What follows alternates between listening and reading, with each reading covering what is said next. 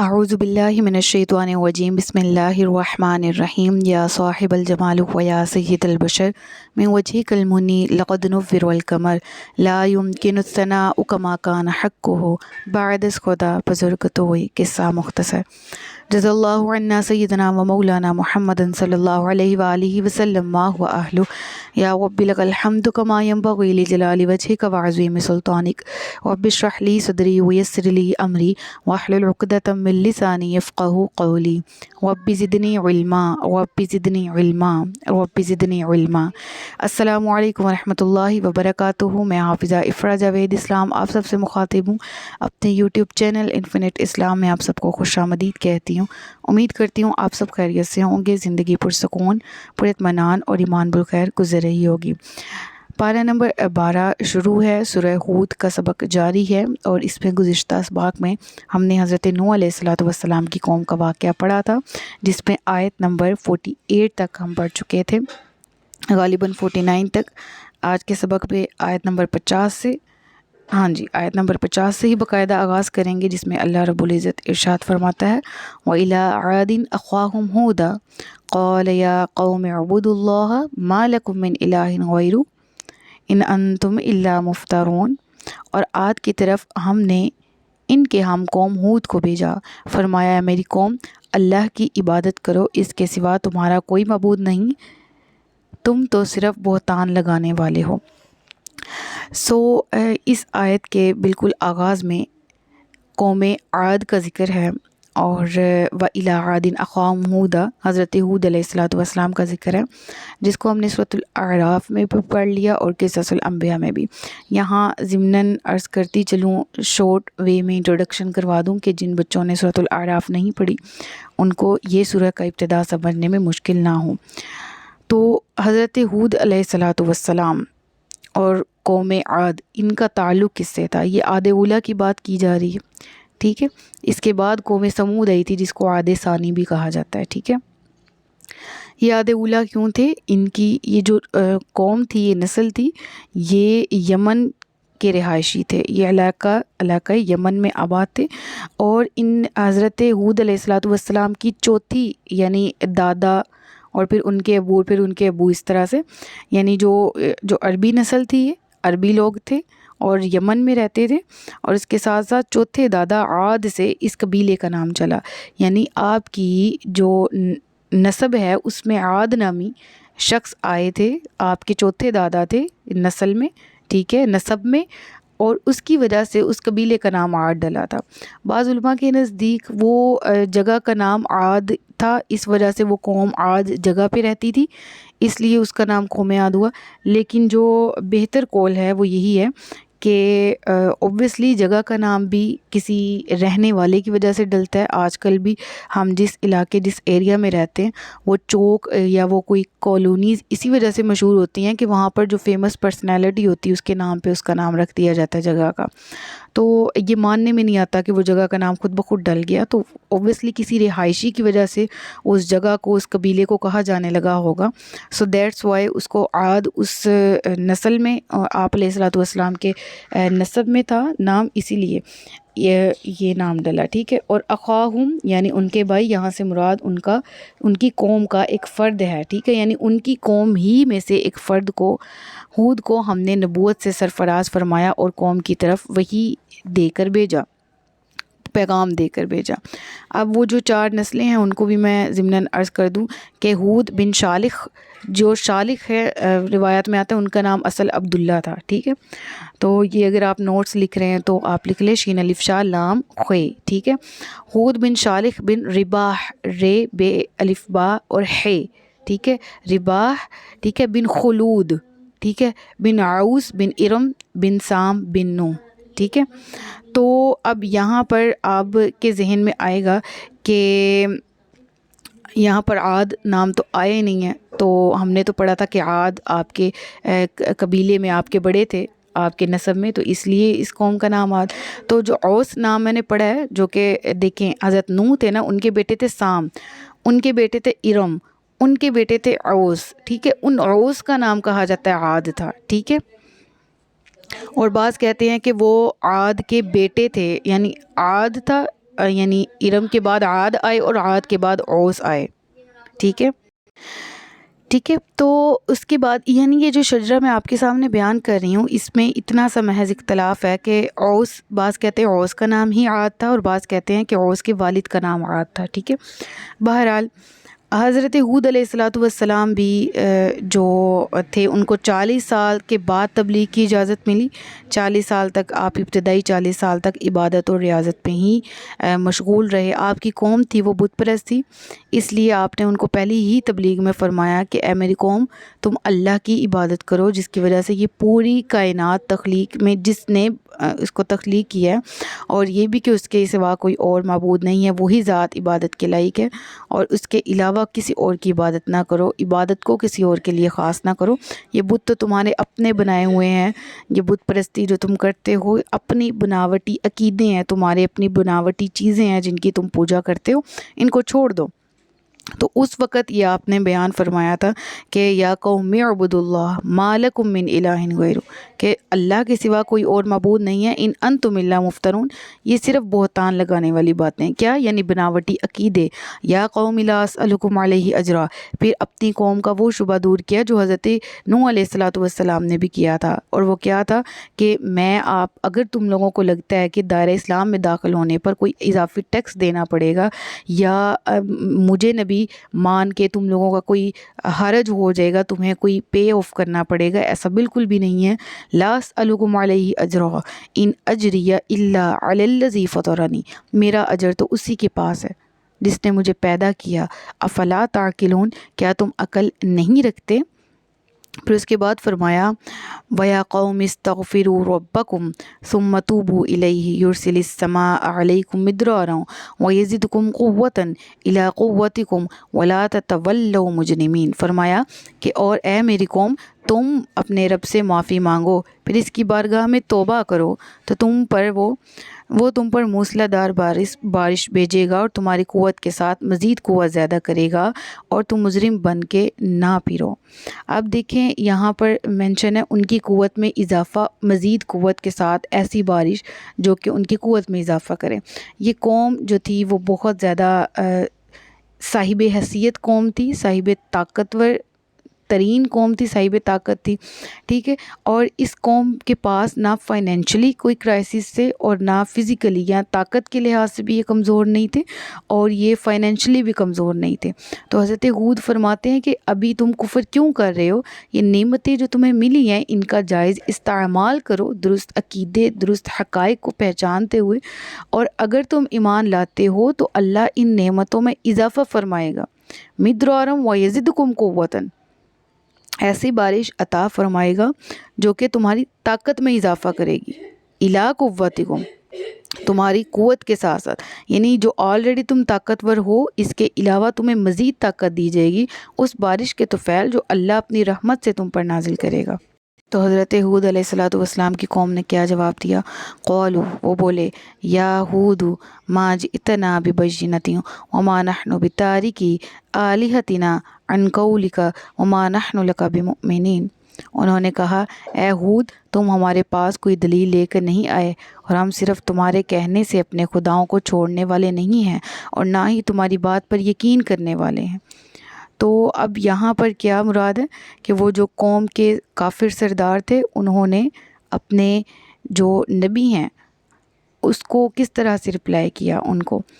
سب سے پہلی بات جو ابھی اس آیت کو پڑھتے ہوئے میرے ذہن میں یہی سردار کہتے ہوئے نا کہ کوئی جتنے مرضی منصب اعلیٰ پر فائز ہو، جتنا مرضی بڑا سردار ہو، وہ نبی سے نسبت نہیں نہ رکھے گا، وہ نبی کے دامن سے جڑے گا نہیں، وہ نبی کی رحمت میں خود کو لے گا نہیں، تو وہ ذلیل بھی ہوگا، وہ مردود بھی ہوگا، وہ نافرمان بھی بن جائے گا، وہ واصل جہنم بھی ہوگا.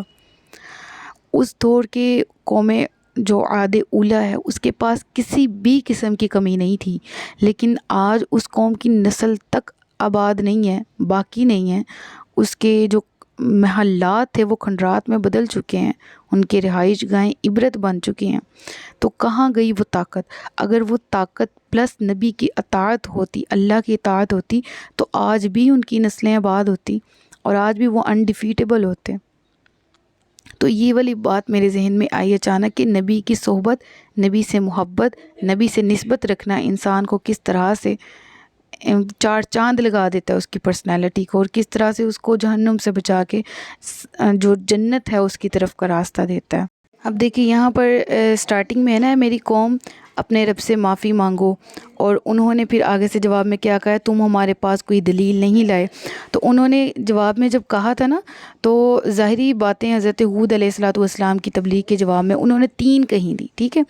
ایک تو تم نے یہاں ہے نا، تم ہمارے پاس کوئی دلیل نہیں لے کر آئے، دیٹ مینس کہ تم نے کوئی ظاہری معجزہ نہیں دکھایا، لہٰذا ہم اپنے معبودوں کو نہیں چھوڑیں گے۔ دوسرے نمبر پر انہوں نے کیا کہا کہ ہم تم پر ایمان نہیں لائیں گے، ٹھیک ہے۔ یعنی پہلا کیا ہے، یہیں پر مینشن ہے، میں آپ کو نشان لگا کر بتا دیتی ہوں، تم ہمارے پاس کوئی دلیل نہیں لائے، یعنی ظاہری معجزہ نہیں لائے تو ہم نہیں یعنی ان کی من گڑت یہ ایک مطالبہ تھا۔ اگر لے بھی آتے اور دکھائے بھی بہت سی قوموں کو، بہت سے انبیاء نے، تو وہ کون سا ایمان لے آئے۔ اور دوسرا انہوں نے کہا ہم تمہارے کہنے پر اپنے خداؤں کو چھوڑنے والے نہیں ہیں، یعنی ہم اپنے معبودوں کو چھوڑیں گے نہیں، ٹھیک ہے، تمہارے کہنے پر ہم تم پر ایمان نہیں لائیں گے، ٹھیک ہے۔ تیسرا والا کیا تھا کہ ہم تم پر ایمان بھی نہیں رکھتے۔ تو یہ اس قوم نے رپلائی کیا تھا حضرت ہود علیہ السلام کو، پھر کہا ہم تو صرف یہ کہتے ہیں کہ ہمارے کسی معبود نے تم کو برائی پہنچا دی۔ یہ کیوں انہوں نے کہا کہ ہمارے کسی معبود نے تم کو برائی پہنچا دی؟ یعنی ان کا یہ باطل عقیدہ تھا کہ تم ہمارے بتوں کو برا بھلا کہتے رہتے ہو، اور تم بہکی بہکی باتیں کرتے ہو ہمارے بتوں کی شان میں، تو ہمارے بت خاموش تو ہیں، مگر شاید کسی بت سے برداشت نہیں ہو سکا، اور اس نے تمہیں اس طرح سزا دی ہے کہ تم خلل دماغی میں مبتلا ہو گئے ہو، اور جن علاقوں میں تم بڑے امن سے رہتے تھے وہاں سب تمہارے دشمن ہو گئے ہیں، اور تمہاری اسی بد زبانی کی وجہ سے، بد کلامی کی وجہ سے جو تم ہمارے معبودوں کی شان میں کرتے ہو، تمام کے تمام لوگ تم پر دشمن ہو گئے ہیں۔ تو یقیناً یہ جو ہے، یہ تمہارا عمل، یہ اس تمہارے ساتھ جو سلوک ہو رہا ہے، یہ ہمارے کسی بت کی بددعا کی وجہ سے، یعنی کہ یہ ہمارے کسی بت کی طرف سے دی گئی سزا کی وجہ سے، علیہ اعوذ باللہ من ذالک۔ تو یعنی انہوں نے اس قدر بدتمیزی سے جواب دیا اور کہا کہ یہ جو تمہارے ساتھ ہماری طرف سے سلوک ہو رہا ہے، یہ بھی ہمارے کسی بت کی وجہ سے ہی ہو رہا ہے جس کو تم نے برا کہا تھا، ٹھیک ہے۔ تو سمجھ آ گئی ہے، صرف یہ کہتے کہ ہمارے کسی معبود نے تم کو برائی پہنچا دی۔ تو ہود نے آگے سے ان سب باتوں کے جواب میں کیا کہا، جو ایک مومن کے پاس وارڈ ہوتی ہے، جو ایک مومن کے پاس ہتھیار ہوتا ہے، وہ توکل کا ہوتا ہے، وہ اللہ کے ساتھ کا ہوتا ہے، جو حضرت ہود نے بھی فرمایا، کیا فرمایا، قال انی اشہد اللہ واشہد انی بریء مما تشرکون من دونہ فکیدونی جمیعا ثم لا تنظرون۔ کیا فرمایا حضرت ہود نے پھر، کتنی پیاری آیت ہے نا۔ ہود نے فرمایا میں اللہ کو گواہ بناتا ہوں، اور تم سب بھی گواہ ہو جاؤ کہ میں ان سب سے بیزار ہوں جنہیں تم اللہ کے سوا شریک ٹھہراتے ہو، اللہ کے سوا اس کا شریک ٹھہراتے ہو، تم سب مل کر میرے اوپر داؤ چلاؤ، پھر مجھے مہلت نہ دو۔ اب یہاں پر میں یہ کسی عالمانہ تفسیر کی گفتگو نہیں کرنے جا رہی، یہ میں اپنے طور پر جو اس آیت سے لیسن سیکھا نا، وہ آپ سے شیئر کرنا چاہتی ہوں، اور آپ نے بھی اگر آپ ایگری کرتے ہیں تو مجھے ضرور بتانا ہے۔ یہ دیکھیں یہاں پر ہے نا، من دونہ فکیدونی جمیعا، یہ جو لفظ ہے نا فکیدونی جمیعا، تم سب مل کر میرے اوپر داؤ چلاؤ، پھر مجھے مہلت نہ دو، یہ ایسی بہادری آتی کس طرح سے؟ یعنی آپ اکیلے تھے ایک طرف، اور آپ کے ساتھ کچھ اہل ایمان بھی تھے، باقی قوم کے بہت زیادہ میجورٹی تعداد کافر تھی، اور وہ سب کے سب آپ کے خلاف تھے، اور آپ اتنی بہادری اور نہتے ہو کر، یعنی آپ ان کے مقابلہ کرنے کے لیے ظاہری اعتبار سے آپ کے پاس وہ تمام کچھ نہیں تھا، وہ اسٹرینتھ نہیں تھی ظاہری اعتبار سے، اسٹرینتھ سے مراد وہ تعداد، گروپ آف پیپل جو کہ ایمان والے تھے آپ کے ساتھ، اتنے نہیں تھے جتنے وہ کافر تھے، لیکن اس وقت یہ بہادری والے ڈائلاگس کہ فقیدونی جمیعاً، سب کے سب آ جاؤ، ثم لا تنظرون، پھر مہلت نہیں دیے جاؤ گے، یعنی یہ والا بلیو، یہ والی پاور، یہ والی طاقت، یہ کس طرح سے آ گئی؟ یہ ایمان سے آئی، یہ اللہ پر توکل سے آئی، یہ اللہ پر امید، یقین، بھروسے سے آئی جو حضرت ہود علیہ السلام کو تھا، جس کی وجہ سے اپنے سامنے ایول فورسز دیکھتے ہوئے بھی کہہ رہے ہیں کہ تم سب کے سب جمع ہو جو مل کے داؤ چلاؤ، لیکن تم لوگ میرا کچھ نہیں بگاڑ سکتے۔ کیوں؟ اگر میں اکیلا بھی ہوں تو میرے ساتھ اللہ ہے، اور ہمیشہ کہا کرتی ہوں کہ جس کے ساتھ اللہ ہے اس کو اس چیز سے ڈرنے کی کوئی ضرورت نہیں ہے کہ کون کون اس کے خلاف ہے۔ انی توکلت علی اللہ ربی و ربکم، میں نے اللہ پر بھروسہ کر لیا جو میرا اور تمہارا رب ہے، سیدھے راستے پر میرا اور تمہارا رب ہے۔ زمین پر چلنے والا کوئی جاندار ایسا نہیں جس کی پیشانی اس کے قبضے قدرت میں نہ ہو، بے شک میرا رب سیدھے راستے پر ملتا ہے۔ اچھا، ایک بات یہاں پر بیان کرتی چلوں جو ابھی میں نے پچھلی آیت میں ایکسپلینیشن دی نا کہ اتنی اسٹرینتھ انسان کے اندر کہاں سے آتی ہے؟ ایمان لے کر آتا ہے یہ طاقت۔ اور اللہ کب ملتا ہے؟ اللہ کا ساتھ کب ملتا ہے؟ اللہ سیدھے راستے پر ملتا ہے، اعلیٰ صراط مستقیم۔ یعنی اگلی آیت میں جواب مل گیا کہ سیدھا راستہ اختیار کرو، وہ سیدھا اللہ کی طرف لے جاتا ہے، ٹھیک ہے۔ پھر اگر تم منہ پھیرو تو میں تمہیں اس کی تبلیغ کر چکا ہوں جس کے ساتھ مجھے تمہاری طرف بھیجا گیا، میری جگہ، اور میرا رب تمہاری جگہ دوسروں کو لے آئے گا، اور تم اس کا کچھ نہ بگاڑ سکو گے۔ یعنی آج اگر تم ہو تو کل کو تمہاری جگہ کوئی اور ہوگا، رب تمہاری جگہ دوسروں کو لے آئے گا، تم اللہ کا کچھ نہیں بگاڑ سکتے، بے شک میرا رب ہر چیز پر نگہبان ہے۔ اور جب ہمارا حکم آ گیا تو ہم نے اپنی رحمت کے ساتھ ہود اور اس کے ساتھ والے مسلمانوں کو بچا لیا۔ اور یہ جو لفظ ہے نا آمنوا معہ، یہ صحابیت کے درجے کو ڈیفائن کرتا ہے، وہ درجہ جو بہت کم لوگوں کو ملا انبیاء کی صحبت سے۔ اب اس دور میں جو حضرت ہود علیہ السلام کے ساتھ تھے صحابی، ان کو کہا گیا معہ، کیا کس کے ساتھ؟ برحمت منا، اپنی رحمت سے۔ حضرت ہود اور ان کے ساتھ والے ایمان والوں کو ہم نے اپنی رحمت سے ڈھانپ لیا، اپنی رحمتیں میں ان کو لپیٹ لیا اور انہیں سخت عذاب سے بچا لیا۔ اور یہ عاد ہیں جنہوں نے اپنے رب کی آیتوں کا انکار کیا اور اس کے رسولوں کی نافرمانی کی، اور ہر بڑے سرکش ہر درم کے کہنے پر چلے، اور اس دنیا میں اور قیامت کے دن ان کے پیچھے لعنت لگا دی گئی۔ سن لو، بے شک عاد نے اپنے رب کے ساتھ کفر کیا، سن لو، ہود کی قوم عاد کے لیے دوری ہے، کسی کام کا نہیں وہ مال، وہ دولت، وہ شہرت جو رب سے دور کر دے۔ الا بعدا لعاد قوم ہود، رب فرما رہا سن لو، وہ اللہ کے علاوہ ہر دھرموں کے کہنے پر چلے، سن لو انہوں نے رب کی آیتوں کا انکار کیا، سن لو ان کے پاس دنیاوی اعتبار سے سب کچھ تھا مگر اللہ نہ تھا، اللہ کا ساتھ نہ تھا، اس کی رحمت نہ تھی، اس کی رحمت سے دوری تھی۔ پھر ہم نے ان تمام کو مستحق عذاب کیا، عذاب سے نیست و نابود کر دیا، اور حضرت ہود علیہ السلام اور ان کے ساتھ ایمان والوں کو بچا لیا جو اپنے نبی کی نسبت سے تھے، جو اپنے نبی کی محبت صحبت میں تھے، جو اپنے نبی کی اتباع میں تھے، اللہ کی اتباع میں تھے، وہ بچ گئے۔ جنہوں نے دامن نبی چھوڑا، اپنے نبی کا ساتھ چھوڑا، جنہوں نے ان کی بات نہیں مانی، وہ مستحق نار ہو گئے۔ صدق اللہ العلی العظیم وصدق رسولہ النبی الکریم ونحن علی ذلک من الشاہدین والشاکرین وما علینا الا البلاغ المبین۔ سچ فرمایا اللہ نے جو عظمت والا ہے۔ اپنا بہت سا خیال رکھیے گا، مجھے دعاؤں میں یاد رکھیے گا۔ تاجدار ختم نبوت زندہ باد، پاکستان ہمیشہ زندہ باد۔ السلام علیکم ورحمۃ اللہ وبرکاتہ۔